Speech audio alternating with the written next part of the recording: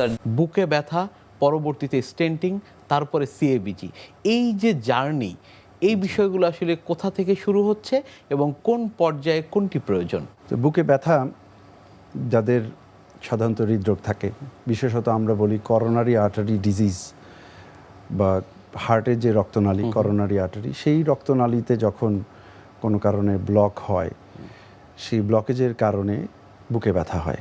ডাক্তারি ভাষায় এটাকে আমরা বলি মায়োকার্ডিয়াল ইনফার্কশন।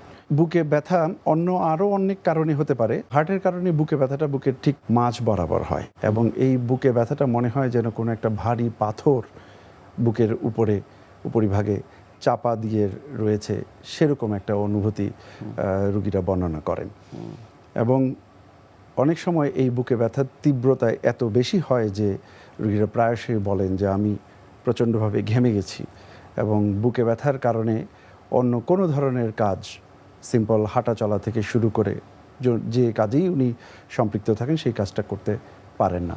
সাধারণত এই জাতীয় একটা ক্লাসিক সিমটম নিয়ে আসেন। তবে আমাদের প্র্যাকটিসে আমরা দেখেছি যে এর কিছু ভেরিয়েশনও হয়। আচ্ছা, মাঝে মধ্যে এই সেন্ট্রাল চেস্ট পেইন বা বুকের মাঝখান বরাবর ব্যথাটা বিভিন্ন দিকে ছড়িয়ে যায় এবং এটাকে আমরা বলি যে এটাকে যদি আমরা একটা প্লাস চিহ্ন দিয়ে বর্ণনা করি, সেই প্লাস চিহ্ন যেদিকে যায় বুকের ব্যথাগুলো সেই দিকে হতে পারে, যেমন চিনের দিকে হতে পারে, হাতের মিডিয়াল এক্সপেক্টে হতে পারে, অন্য হাতেও যেতে পারে, ঠিক একই রকম আপার ইপিগ্যাস্ট্রিয়াম বা পেটের উপরিভাগেও এই ব্যথাটা হতে পারে। কিন্তু মনে রাখতে হবে এই প্রেজেন্টেশনগুলো এটিপিক্যাল। কিছু কিছু রুগী আসেন, তাদের একই সাথে হাইপারটেনশন, ডায়াবেটিস, এই জাতীয় কমরবিডিটিস থাকে।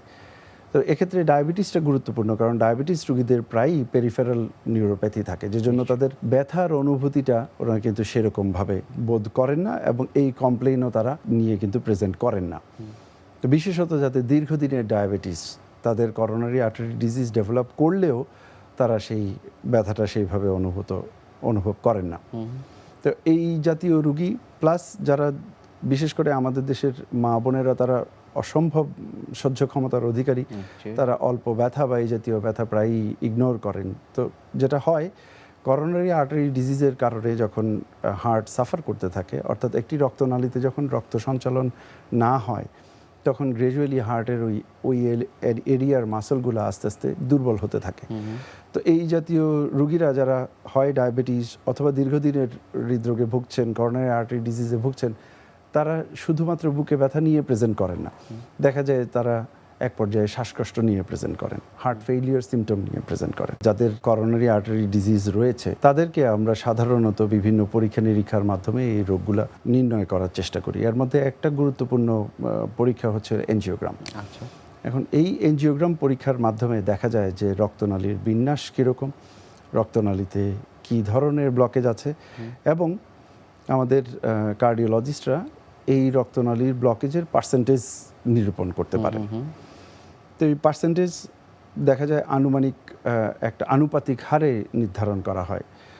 যখন কোনো একটা রক্তনালীতে 50% বা অর্ধেকের বেশি পরিমাণে ব্লকেজ থাকে, সেই সমস্ত ব্লকেজগুলোর দিকে আমরা আসলে খুব গুরুত্ব সহকারে তাকাই এবং বিশেষত প্রধান রক্তনালী বা হার্টের left main coronary artery disease, এখানে যদি 50%ও ব্লকেজ থাকে, তার চিকিৎসা করাটা বাঞ্ছনীয়।